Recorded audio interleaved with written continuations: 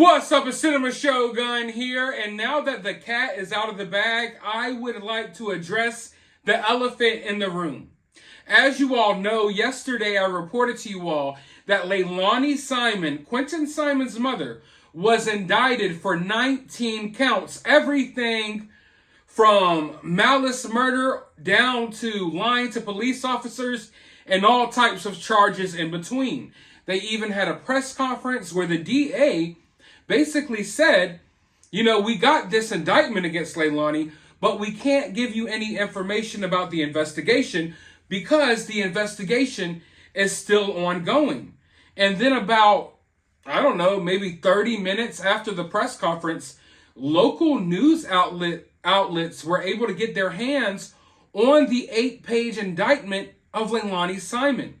Within this indictment, we found out that investigators believe that Leilani beat Quinton to death. Investigators believe that Leilani beat her 20-month-old son to death. And if this is in the indictment, that means that not only do they believe that, but they believe that they could prove that in the court of law. If this thing goes to trial, which it's going to trial, they believe they can prove without a shadow of a doubt that Leilani beat Quinton Simon to death. How can they prove that? I don't know. I'm interested in finding out more things about that in the coming days, weeks, months, however long it takes. But when I said I want to address the elephant in the room, this is what I meant. For the longest, we were all wondering what exactly happened to Quinton. Was this an accident? Was this on purpose? And in my mind, maybe you could do something to your son without other people in the house knowing, right? I think that's safe to say. Maybe you could give your son too much medicine. Maybe your son could drown. I don't know this. I don't want to go over all of the possibilities. Use your imagination. But beating someone or even a child, beating a child to death in a house full of people and no one heard anything. I don't know what's going on with some of these cases lately, but it blows me away. And this reminds me of the Idaho 4 case that's going on right now. 4 people brutally murdered while there was other people in the house that supposedly heard nothing. And in this case, there were other people in the house. Boyfriend, brother, and I believe grandfather, although that detail, for some reason, has been really cloudy for me this entire case. I know that the day Quinton Simon went missing, the grandfather came home from work and he was working out of town or something like that. Billy Joe was working out of town as well. But initially I was under the impression that the grandfather was there that night. Not that morning, but that night. But either way it goes, you have Leilani, you have her boyfriend, you have Leilani's brother, and I believe the grandfather, the stepdad, all in this house, along with 2 other kids, and no one hears anything. That's really weird to me. Now, I'm skeptical and I'm wondering, when exactly did this happen throughout the day? In the indictment, it says that Leilani left the house October 4th, that night. She met up with her dealer, and by October 5th, the early morning, 5:30, 6 o'clock in the morning on October 5th, we know that Quinton's already gone. So something happened in that little time span. Did something happen that morning? That morning really quickly? In that short little window where Danny had already left to go to work? Possibly. But I kind of feel like maybe something happened that night.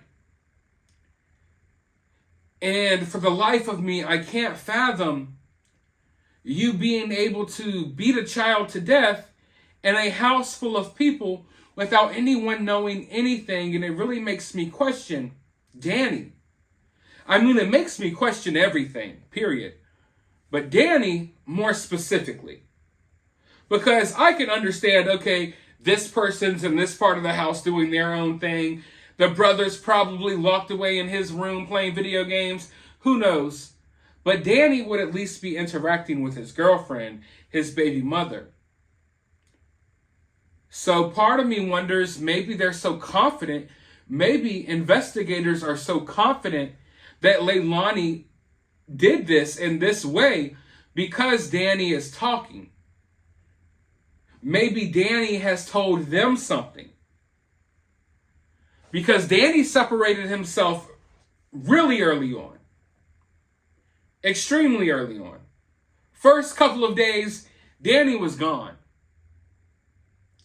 And we know that Danny has no charges against him. And from what law enforcement says, they don't plan on making any more arrests, so it looks like Danny's gone. And when I say Danny's gone, it looks like Danny's going to be just fine. He separated himself. It doesn't look like he's going to jail at the moment. So I'm wondering if Danny knew and told law enforcement, maybe worked out a deal so he doesn't have to worry about anything.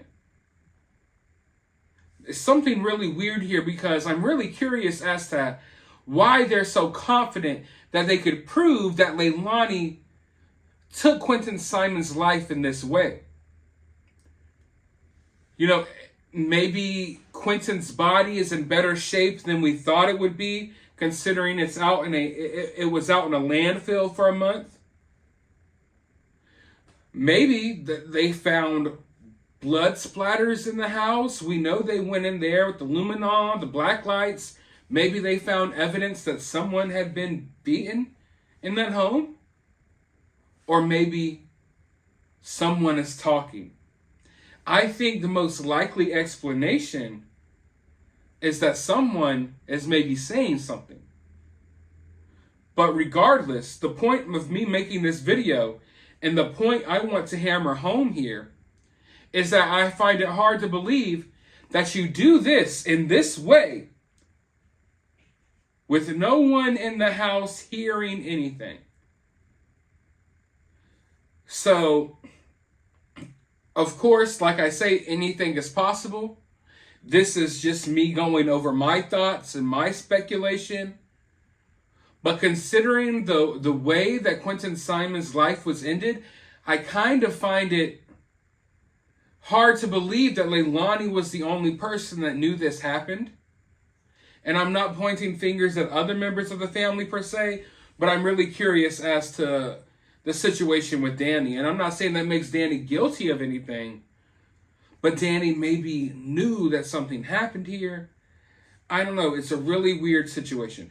It's a really weird situation, and it's hard for me to believe that this could have been done with no one knowing. But then again, I mean, things happen. TVs are loud, music's loud, people sleeping, and we don't know the logistics of everything. We don't know if there was a big blow that maybe was struck first that would make it to where Quinton was incapacitated and couldn't scream or yell.